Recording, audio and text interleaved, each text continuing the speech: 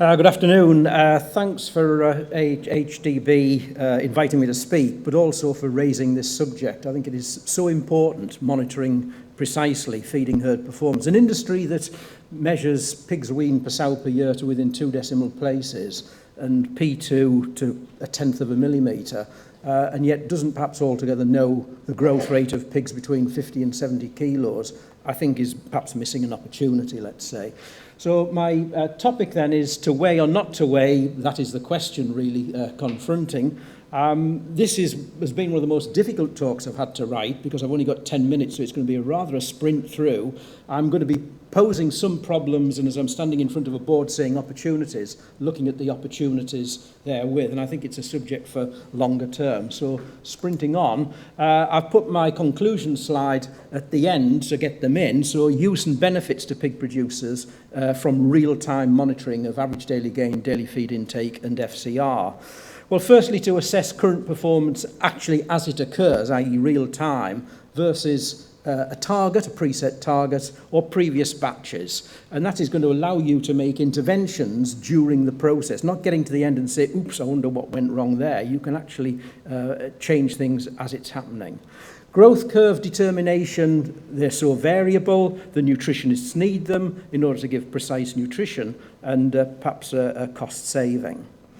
To detect performance responses to changes in health, it could be an early warning, it could be a response to vaccination, the environment, rations, a whole host of things. So it'll give an indication there.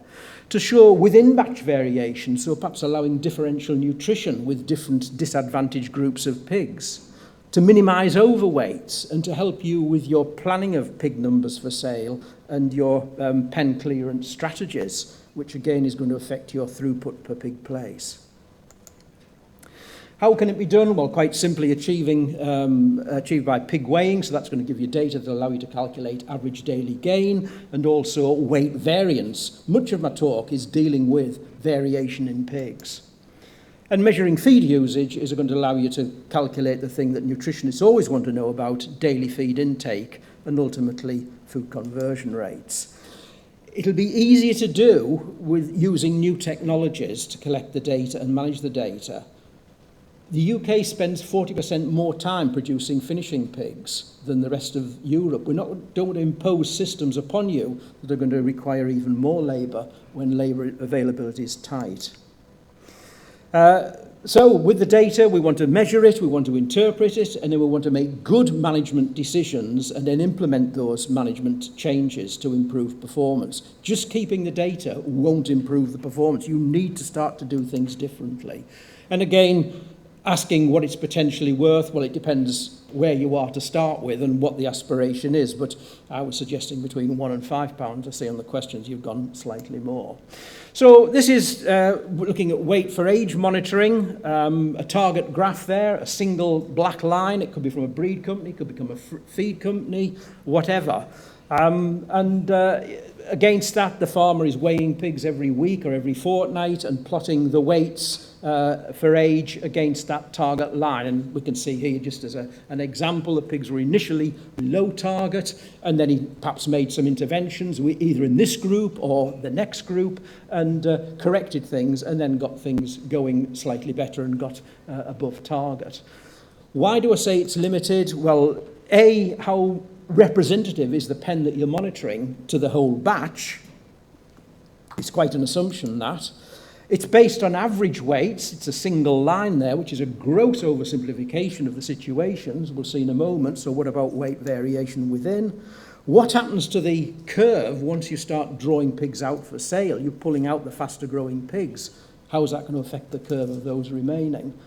And it's monitoring weight for age and not growth rate, which are two different things which I'll try and demonstrate to you. So here's some data that was involved with on a farm in Yorkshire with a project funded by AHDB, weighing pigs on a very regular basis. And there is the weight for age curve. And up until the point of sale, we knew that the mean live weight was 93 kilos. Thereafter, once we started drawing pigs, the curve started to flatten because we'd pulled out those faster growing pigs.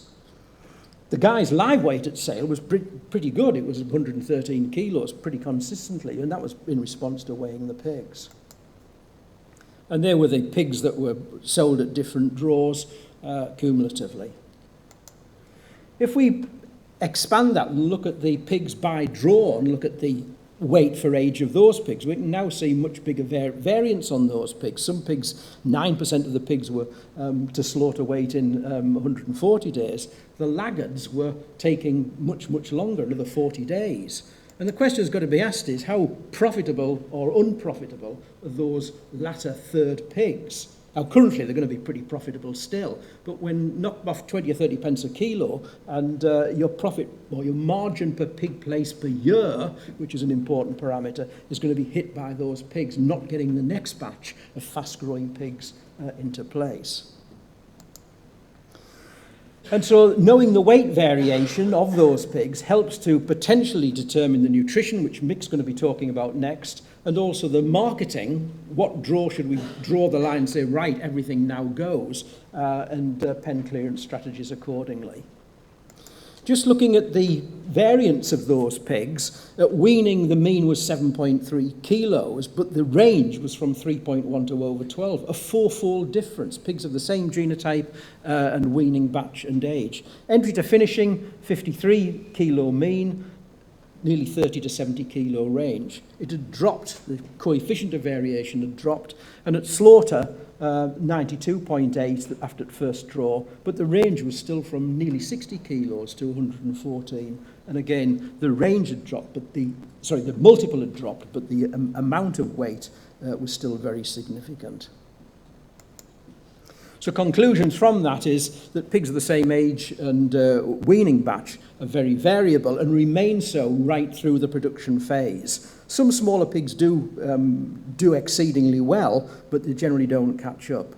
Mean average daily gain is and mean live weight masks that batch variation, and sizing pigs, as shown by Mike Ellis at Illinois, has negligible production benefits, unless you're prepared to feed the pigs differently and maybe house them differently so you can up your pen clearance. And so it's better to target those lighter weight pigs, get them growing to try and improve the mean performance and get more pigs in that top grade than to hold back the faster growing pigs.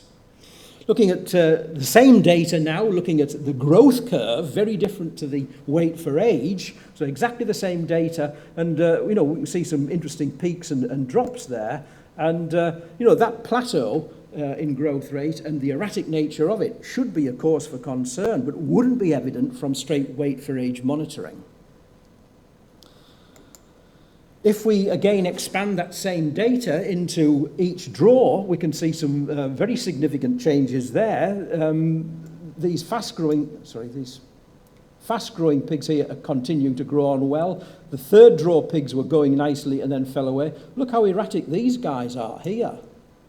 And there's no apparent reason for that. We couldn't see anything clinical in the pigs at all, but that was the fact that was going on. So both the magnitude and pattern of average daily gain does vary. And this type of thing is something you're going to have to confront when you start individually weighing pigs. If you just weigh them and don't identify them, you'll just have a black, like the black line there, and you won't show the variation.